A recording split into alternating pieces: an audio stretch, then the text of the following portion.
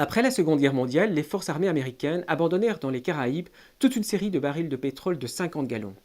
Certains locaux les récupérèrent et s'en servirent comme un tambour, car ils avaient découvert que ces derniers donnaient plus de résonance à leur musique que leurs instruments traditionnels en bambou. Ainsi naquirent les steel bands. Ce phénomène est à l'origine de toute une tradition musicale aux Caraïbes, le ska, le rasta et aussi le reggae. Sans ces barils abandonnés sur la plage, il est probable que le monde n'aurait jamais entendu parler de Bob Marley. Cet exemple, tiré d'un ouvrage de Tyler Cowen, montre que la mondialisation des échanges n'a pas que des effets négatifs sur la culture. On appréhende toujours, à tort, la rencontre des cultures sous un angle négatif. On peut donner un autre exemple. Originellement, les chevaux n'existaient pas en Amérique. Ce sont les Espagnols qui les ont amenés d'Europe dans leurs galions. Certains se sont échappés dans les grandes plaines américaines.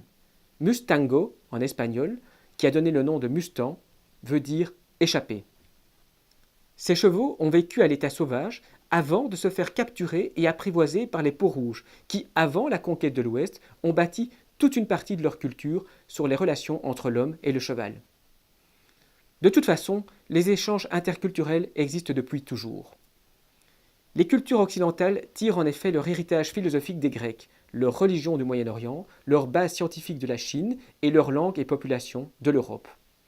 Si on examine en quoi consiste un livre, nous constatons que le papier a été inventé par les Chinois, l'alphabet occidental par les Phéniciens, le numéro des pages par les Arabes et avant eux les Indiens, l'impression par Gutenberg, mais aussi par les Chinois et les Coréens.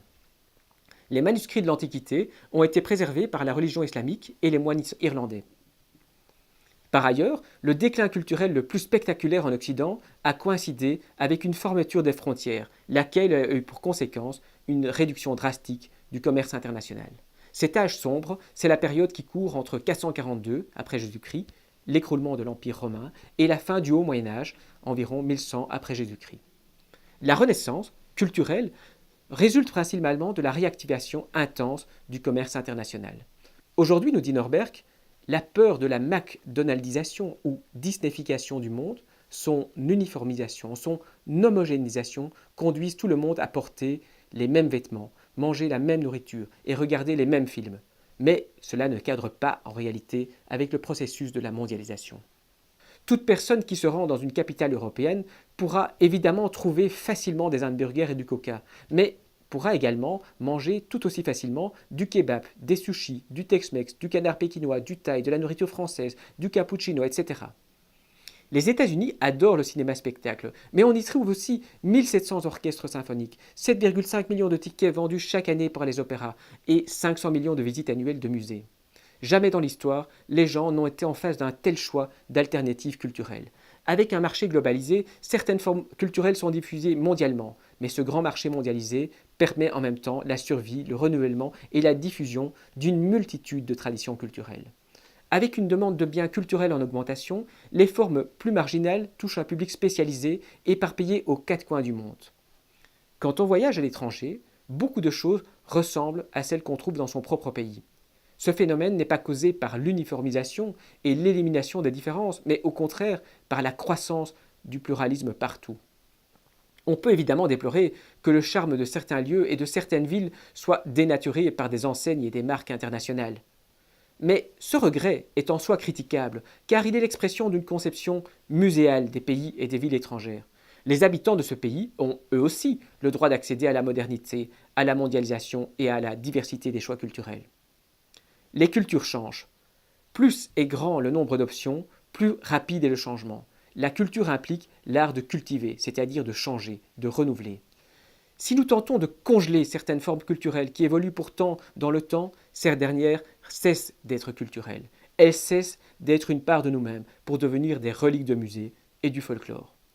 La culture est un processus, non pas un objet statique. Les traditions que nous pensons authentiques sont en réalité le fruit d'importations culturelles extérieures. Ainsi, une des traditions suédoises les plus sacrées est de regarder Donald Duck à la télévision le soir de Noël.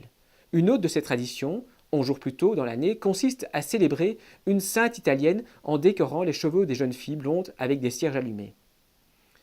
Le prix Nobel de littérature péruvien, Mario Vargas Llosa, affirme avoir appris une chose importante en étudiant sa vie durant les cultures étrangères.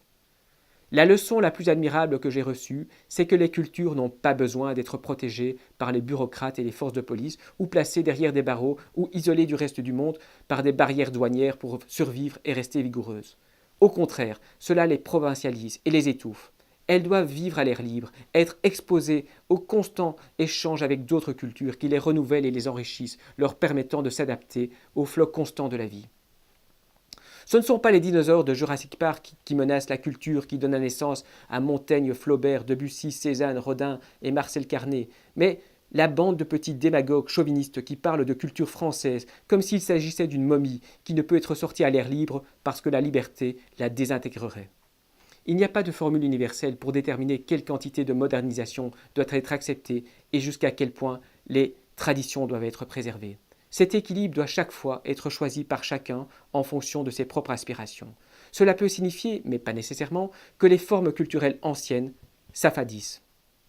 Comme le disait pertinemment Salman Rushdie, ce sont les arbres qui ont des racines, pas les hommes.